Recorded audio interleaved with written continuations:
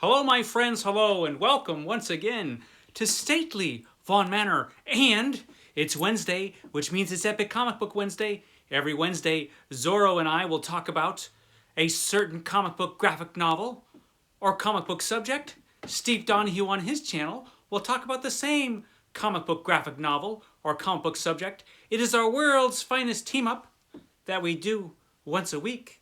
Okay, Zorro, let's say you let me talk about this comic book now. Okay, buddy, here you go. So yes, it is our world's finest team up. And today, we're talking about Superman again. Superman, Secret Origin. Superman, Secret Origin. So, you may know, if you caught my video, was it last week? I think it might have been last week when I did this, where I talked about my Superman project, which is basically me reading Superman comics every single day. I'm going to read 22 to 35 to 40 pages of Superman every day, and we'll just see how long I can. Let's see how long I can pull that off before a day comes when I can't do it. But this has been one of the high points of my Superman project, and it's been a lot of fun, let me tell you. But this has been one of the high points. I really enjoyed this one. So this is Superman's Secret Origins by Geoff Johns, Gary Frank, and John Sybil. And there's a lot to talk about with this. First of all, DC Comics went through a period where they had to keep redoing Superman's origin over and over again. And it was kind of unnecessary, but they kind of felt they had to keep doing the origin over and over again. Because first they trashed the original origin from way back when, in the 1980s, when John Byrne took over the book. He did his own origin in 1986 or 87, one of those years. And his origin stood for a while. And then Birthright, another origin, came out, I think in the early 2000s at some point. I can't remember what year because I don't have the book in front of me. And that was a really good one. That was a really good origin. And then I think there was every once in a while, DC has to destroy everything with some company-wide event that affects every single comic book. And I think that this origin came after, was it Final? I can't remember which. Was it Final Crisis or something? Well, there was some big crisis. And DC decided, you know what? We don't know which one of those last two origins still count. Let's do another origin story. So they did. And so they ordered up a new origin story from Geoff Johns, Superman, Secret Origin. So there are a lot of things that I like about this. It was a very entertaining comic, but not everything works, but there are a lot of things that I like. So let's talk about it. First, let's talk about one of the most interesting things about this book is that Gary Frank decided to make Superman resemble Christopher Reeve very, very closely. So this Superman is deliberately drawn, and his Clark Kent as well, you can see it there, is deliberately drawn to look an awful lot like Christopher Reeve. There he is getting his photograph taken by his pal, Jimmy Olsen. So that was an interesting choice. And he really does have a distinctive look. But I'm not sure that really works. I like Christopher Reeve a lot, but I'm not sure it works. Especially when we have Clark Kent's childhood. And in his childhood, he's a little kid that looks like a little kid version of Christopher Reeve. And it's just a little odd. Also, he's got a very distinctive look. This kid, and later on, Clark Kent and Superman, they all look, I mean, since he has such a distinctive look, it's hard to believe that nobody really, I mean, the whole glasses as a disguise thing has always been a little, it doesn't usually work, but it's really it really pushes the envelope in this one. So that's the first thing that's interesting. That they made that Gary Frank made that artistic choice to make Superman look just like a Christopher Reeve Superman. But still, the artwork is really good. And it's really entertaining stuff. And the way the origin is told is pretty cool because it's a little bit different from the origins that we saw before. I think this origin is an awful lot better than the origin that John Byrne came up with. I don't think it's as good as Birthright, the previous origin story, but I like what was kind of attempted in this, in that for this origin, which became official more or less for the 10 minutes before, they revamped everything again. For this origin, Geoff Johns, he restored a bunch of stuff that had been missing from the Superman mythos for a long time. One of those things was Superboy. Superboy returns. See, there he is. It's Superboy. Now, the thing about Superboy, so his superpowers show up when he's a kid. Here he is discovering that he is an alien when his Kryptonian parents show up in a hologram. But his superpowers show up when he's a kid. So his mom makes him a costume, and he makes him the Superman costume.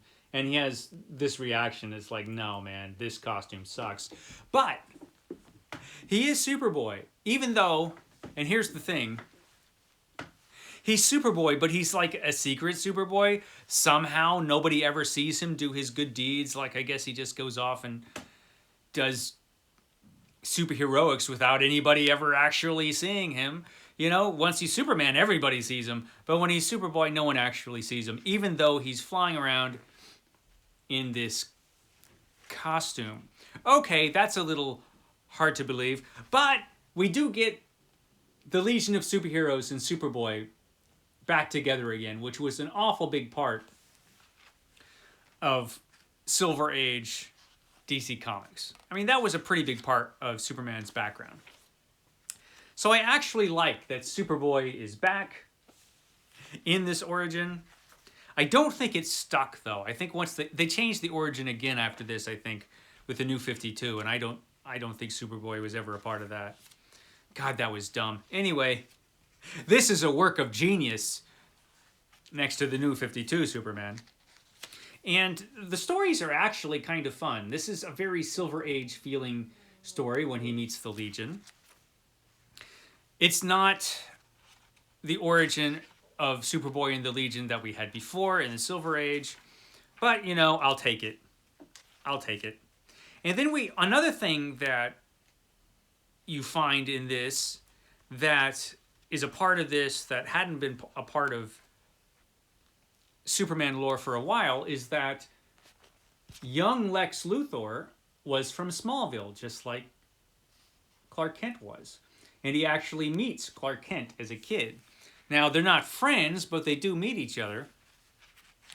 And so they know each other when Superman goes to Metropolis years later and becomes Superman.